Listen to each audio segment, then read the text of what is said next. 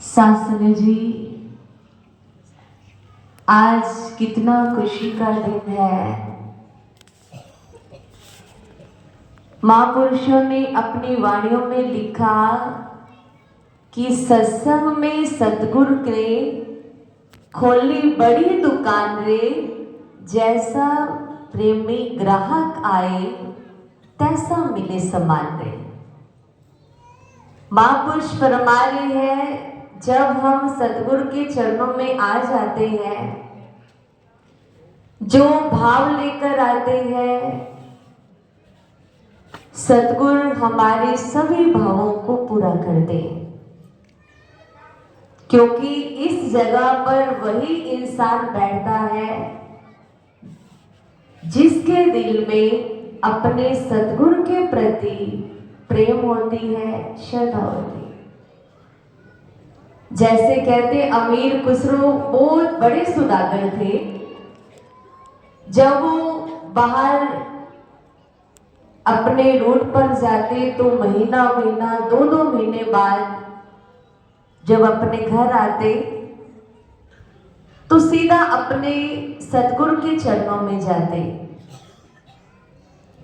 तो एक उनके सेवक ने पूछा कि महाराज जी, आप 2 महीने बाद आते हो, सीधा सतगुरु के चरणों में जाते हो, आप थक नहीं जाते? थोड़ा रेस्ट किया करो। उस समय अमीर खुसरो ने क्या कहा, दिल लगता नहीं मेरा अब दुनिया के बाजार में, इसलिए सुकून पाने आ जाता हूं सतगुरु के दरबार में। क्या कहा कि दिल लगता नहीं मेरा अब दुनिया के बाजार में, सुकून पाने आ जाता हूं सतगुरु के दरबार में। दुनिया की किसी शय में मिलता नहीं मुझे, जो मिलता है मुर्शिद के प्यार में। प्रेमियों, आज वही सुकून पाने के लिए हम सब महापुरुषों के चरणों में बैठे हैं। श्री गुरु महाराज जी ऐसा मौका हम सबको प्रदान करते हैं, ऐसे सेवा के भंडार खोलते हैं, कोई तन से, कोई मन से, कोई धन से। जैसे कहते हैं, बहुत ही श्री गुरु महाराज जी की प्रेमत थी। कोई कहे ना कि मैं गरीब हूं तो सेवा नहीं कर सकता, लेकिन श्री गुरु महाराज जी हमारा धन नहीं देखते, वो हमारा मन देखते। क्या होता था, वो रोजाना कुटिया जाती थी और उस कुटिया पर कोई बाजी नहीं रहती थी। उसने शाम की ड्यूटी ली। बहुत गरीब थी, लेकिन उसके घर में एक गाय थी। वो 1 गिलास दूध भरती, उठाती और कुटिया पहुंच जाती। और जाती भी उस समय जब गुरु महाराज जी अकेले अकेले बैठे होते थे। अब गिलास लेकर जाती, परमहंसों को भोग लगाती, गुरु महाराज से बातें करती। कहते हैं ना, दिल दे हार गल मैं तेरे नाल करा, तेनू मैं खुदा अपना रहमत नाले दिलदार का, तेनू मैं खुदा अपना रहमत नाले दिलदार का। आप सामने श्री गुरु महाराज जी के दर्शन कर रहे हो। साक्षात श्री परमहंस महाराज जी, श्री पंचम पातशाही गुरु महाराज जी के रूप में हम सबके सम्मुख विराजमान है। बोलो जयकारा बोले श्री गुरु महाराज की। अब रोजाना जब भोग लगाती ना तो परमहंसों से बातें करती थी कि गुरु महाराज जी, मैं बहुत गरीब हूँ, मेरे पास कुछ नहीं है, ये थोड़ा सा दूध मैं आपके चरणों में लाती हूँ, आप इसको स्वीकार करो। लोग पता नहीं कितने 56 पदार्थ भोग लगाते हैं, मेरे पास तो बस इतना दूध है। अब उसका ऐसा नियम था, मैं हो अंधेरी हो कुछ भी हो, उसका नागा नहीं था। हुआ क्या, एक दिन बीमार हो गई। बीमार हुई तो बच्चों ने कहा आज कुटिया नहीं जाना, उठा जाता नहीं। कहने लगी मेरा तो भोग रह जाएगा। कहने गुरुमाई को भोगों की कमी है, गुरुमाई जी तेरे भोग के लिए बैठे हैं।